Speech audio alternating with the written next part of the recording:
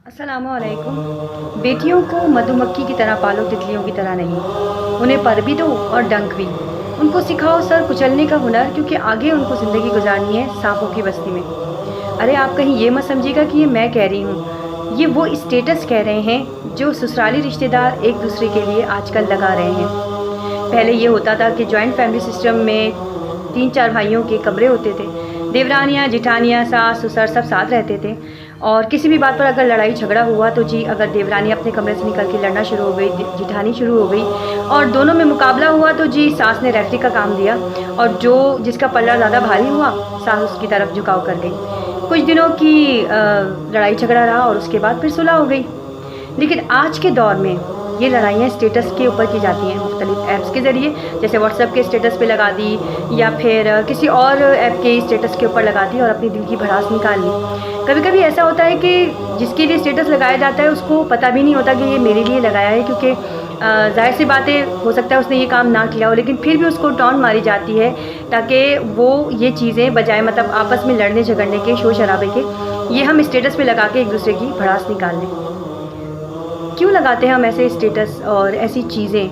वो क्या हालात होते हैं जिनकी वजह से हमें इस तरह के स्टेटस को लगाना पड़ता है, दूसरे को टॉन्ट मारनी पड़ती है?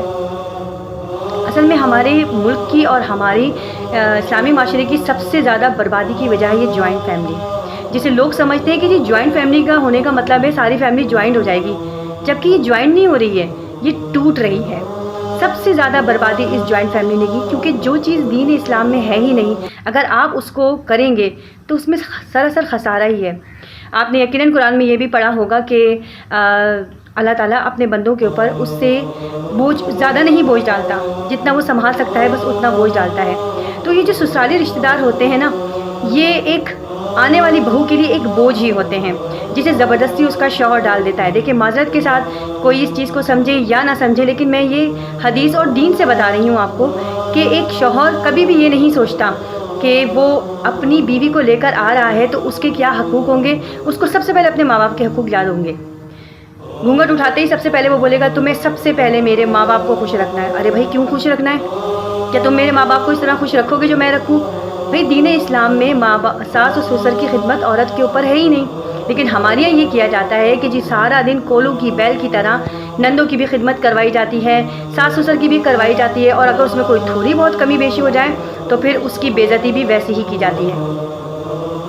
अल्लाह ताला ने जो चीज़ फ़र्ज़ नहीं की है ना हमारे ऊपर, वो चीज़ हमें नहीं करनी चाहिए, लेकिन हमारे ऊपर ज़ोर ऐसा है कि जो चीज़ फ़र्ज़ नहीं है वो पहले करो, और उसे कहते हैं बदतरीन बिदअत। ये बिदअत ही है कि आपको एक सास ससुर जो कि एक आपके शौहर के माँ बाप हैं, आप अगर उनका बोझ उठा सकती होती ना तो आप यकीन करें आपके ऊपर फ़र्ज़ किया जाता। अल्लाह ताला हर वो चीज़ फ़र्ज़ करते हैं जो आप कर सकते हो, जो आप नहीं कर सकते वो आपके ऊपर फ़र्ज़ नहीं है। किसी हदीस से, किसी ज़ईफ़ हदीस से भी साबित नहीं है कि एक औरत जो है वो अगर शादी करके आएगी तो उसकी टोटल ज़िम्मेदारी उसके पूरे घर वालों की होगी, नहीं उसकी ज़िम्मेदारी सिर्फ उसके शौहर, उसके बच्चों के साथ जुड़ी हुई होगी। अगर आज की औरत आपसे ये डिमांड करती है कि मुझे अलग घर चाहिए, तो आप यकीन करें वो सही कहती है। वो इसलिए सही कहती है क्योंकि उसकी पूरी तवज्जो फिर आप पर और बच्चों पर रहेगी। इसके बावजूद शौहर को भी शिकायतें होती हैं, जी मेरी बीवी मुझे टाइम नहीं देती है, या जिस तरह से मैं कहता हूँ उस तरह से नहीं रहती है, या हमारे जो अज़दवाजी ताल्लुकात है उसमें जो है ना वो नहीं मेरे साथ देती। तो कैसे देगी जब सारा दिन वो अपने घर में कोलों की बैल की तरह काम करती रहेगी, आप उससे काम करवाते रहोगे तो फिर वो किस तरह से आपको सेटिस्फेक्शन देगी और किस तरह से आपके बाद बातचीत करने का भी वो टाइम निकाल सकेगी? जिस्मानी और जहनी दोनों थकन उसको होगी, और उसके अलावा बच्चों की जिम्मेदारी भी होती है उसकी, लेकिन ये नहीं समझा जाता। बल्कि हमें बाकायदा कहा जाता है, हम ख़वातीन को बोला जाता है कि तुमने यहाँ ये काम करना है, और वो बेचारी करती है सिर्फ इस डर से कि मेरा घर ना टूट जाए, मेरे बच्चे ना बर्बाद हो जाए, मेरा शौहर मुझसे नाराज़ ना हो जाए। तो भाई शौहर की जो वालिदैन की खिदमत है वो उसके अपने बेटे के ऊपर है। अब ये भी नहीं है कि आप जो है वो अलग हो जाएं या फिर अपने माँ बाप की ज़िम्मेदारी छोड़ दें। माँ बाप की ज़िम्मेदारी बेटे की होती है, वो अपने माँ बाप का ख़र्चा भी उठाए, उनको पैसा भी दे। हाँ, अगर बीवी बीच में बोले कि तुम ये क्यों कर रहे हो या उन्हें क्यों दे रहे हो, तो ये बहुत गलत बात है, क्योंकि अल्लाह ताला ने रखा है माँ बाप का पहला फ़र्ज़ हुकूकुल इबाद में अपने बाद सबसे पहले वालिदैन का हक़ है। तो ये वालिदैन का हक़ बहू का नहीं है। किसी हदीस से कुरान में कहीं भी जो है ना ये मेंशन नहीं है कि آج آنے والی جو بیوی ہے وہ آپ کے ماں اور باپ نندوں کی خدمت کریں گی. پھر آپ ظلم یہ بھی کرتے ہیں کہ جی اپنی بہنوں کو بلا لیتے ہیں, پھر وہ اپنی ان کی نندوں کا بھی کرتی ہے, ان کے بچوں کا بھی کرتی ہے, اپنے نندوئیوں کا بھی کرتی ہے. یہ تو اس کا کام نہیں ہے, یہ تو ہرگز اس کا کام نہیں ہے, کیونکہ دین اسلام میں بھی یہ نہیں ہے. لیکن ہمارے یہاں یہ نہیں سمجھا جاتا. ہمارے یہاں جی یہ سمجھا جاتا ہے کہ جی ایک بہو کو لے کر آئے ہیں تو جی اس نے سب کچھ صحیح کرنا ہے اور پرفیکٹ کرنا ہے, چاہے اپنے گھر کی بیٹی کرے یا نہ کرے. ساتھ جب خود بہو تھی تب اس نے کام کیا ہو یا نہ کرے, لیکن میری بہو نے پرفیکٹ کام کرنا ہے, کچن میں بھی, ہر چیز میں, بولنے میں, چالنے میں بالکل پرفیکٹ. اور وہ بیچاری اپنا آپ کو پرفیکٹ رکھتے رکھتے رکھتے رکھتے بالکل لاغر ہو جاتی ہے, جینے کے قابل بھی نہیں رہتی. پھر ایک اسٹیج ایسا آتا ہے کہ اس کا دل کرتا ہے کہ یار یا تو میں بیٹھ جاؤں یا میں کسی سے کوئی بات نہ کروں, اب کسی کا کچھ نہ کروں. ایک وقت آتا ہے ایسا انسان کے اوپر, کیونکہ پتھر پہ بھی پانی پڑتا ہے نا تو وہ گڑھا پڑ جاتا ہے اس میں. لیکن اس گڑھے کو کوئی نہیں دیکھتا, اس گھڑے کو کوئی نہیں دیکھتا کہ اس کے اندر گڈھا پڑ گیا ہے, اب یقیناً یہ بھر جائے گا. تو عورت کا حساب کتاب بھی ایسا ہی ہے. عورت بہت خوبصورت چیز ہے اگر آپ اس کو صحیح طریقے سے چلائیں, آپ کی زندگیوں کو جنت بنا دے گی. آپ اس کا احساس رکھیں, محبت رکھیں, دوسروں کو مسلط نہ کریں اس کے سر کے اوپر. اگر ایک عورت, میں ایک نارملی خود لیڈی ہوں, اگر مجھے لگے کہ جی ایک عورت اگر صرف اپنے شوہر کے اپنے گھر کی ذمہ داری نبھائے گی تو معاشرے میں بہترین لوگوں کو مطلب بھیجے گی, وہ بہترین تربیت کر سکتی ہے اپنے بچوں کی بھی, اور اپنے شوہر کا بھی اس سے بڑھ کر خیال رکھ سکتی ہے. لیکن جہاں تھرڈ پرسن آ جاتے ہیں وہاں وہ ان کو خوش کرنے میں لگ جاتی ہے. اور انسان کو کوئی کسی بھی حالت میں خوش نہیں کیا جا سکتا, چاہے وہ کوئی بھی رشتہ ہو. کتنی بھی خدمتیں آپ کر لیں, کتنا بھی کچھ کر لیں, آپ وہ کبھی بھی مطمئن نہیں ہوں گے. اللہ تعالیٰ نے ہمیں جو رشتے دیے ہیں, جن کا کہا ہے, بار بار کہا ہے کہ جی ان کی خدمت کرو, ان کا خیال رکھو, ان میں سسرالی رشتے کہیں بھی نہیں ہیں. آپس کی بھڑاس اسٹیٹسوں کے اوپر نکال کر کوئی یہ سمجھ لے کہ نہیں جی میں نے بہت اونچا کام کر دیا, تو کوئی اونچا کام نہیں کیا آپ نے. آپ اپنے آپ کو سنبھالیں اور اپنے آپ کو محدود رکھیں.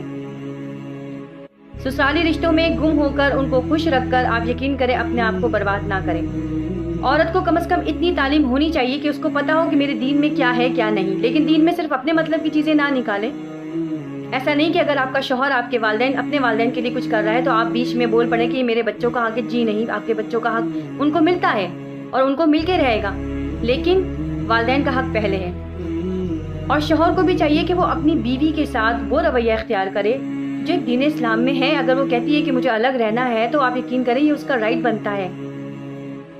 کسی بھی طرح سے کر کے آپ اس کو الگ کریں, آپ یقین کریں آپ بھی خوش رہیں گے, وہ بھی خوش رہے گی. لیکن اگر آپ یہ چاہ رہے ہیں کہ جی جوائنٹ فیملی کی جو کیا نام ہے بلڈنگ ہے وہ بہت اونچی ہو جائے اور سارے کے سارے جوائنٹ رہیں, تو ایسا نہیں ہو سکتا.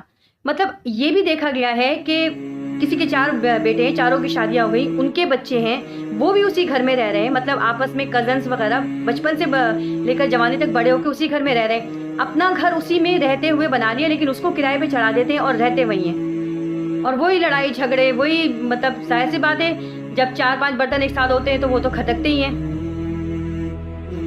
اس چیز کا خیال رکھیں اپنے لیے بھی اور اپنے بچوں کے لیے بھی, اور اپنی سب سے بڑھ کر اپنی شریک حیات کے لیے. جتنا آپ اپنی شریک حیات کا خیال کریں گے آپ یقین کریں وہ آپ کی زندگی کو جنت بنا دے گی. اب یہ آپ کے ہاتھ میں ہے کہ آپ اپنی زندگی کو جنت بنانا چاہتے ہیں یا دوزخ. ویسے بھی اسلام کے اگینسٹ جا کر کوئی بھی کام کیا جائے تو اس میں سکون کہیں نہیں ہوتا, اور نہ ہی کوئی خیر ہوتی ہے اور نہ ہی کوئی برکت ہوتی ہے. ویڈیو اچھی لگے تو خاص طور پہ اگر مرد حضرات دیکھ رہے ہیں تو پلیز وہ اپنی فیملیز میں اس کو شیئر کریں اور خود بھی دیکھیں کہ آپ کے کیا حقوق ہیں اور آپ کی وائف کے کیا حقوق ہیں اور دین اسلام اس بارے میں کیا کہتا ہے. ویسے تو دین اسلام کی ایک بات مردوں کو بہت زیادہ یاد رہ جاتی ہے کہ جی کہ ہمیں تو 4 شادیوں کی اجازت ہے, ہمیں تو 4 شادیوں کی اجازت ہے. تو وہ 4 شادیاں بھی کرنے کے لیے آپ کو انصاف سب سے پہلے رکھنا ہوگا. یہ آگے کی آیتیں کوئی نہیں پڑھتا, صرف ایک ہی آیت پڑھا کے سنا دی جاتی ہے. تو جب یہ سنا دیا جا رہا ہے نا تو یہ بھی سنائے کہ جو بیوی ہوتی ہے اس کے کیا حقوق ہوتے ہیں اور اس کو مومنٹملی کس طرح لے کر چلنا ہے تاکہ آپ کی زندگی سکون سے گزر جائے. ویڈیو اچھی لگے تو پلیز تمام لوگوں کو شیئر کیجیے گا, کیونکہ سسرالی معاملات تو تمام جگہوں پہ چلتے ہیں. آپس میں پیار و محبت قائم رکھیں تاکہ ایک اچھا معاشرہ بلڈ ہو سکے.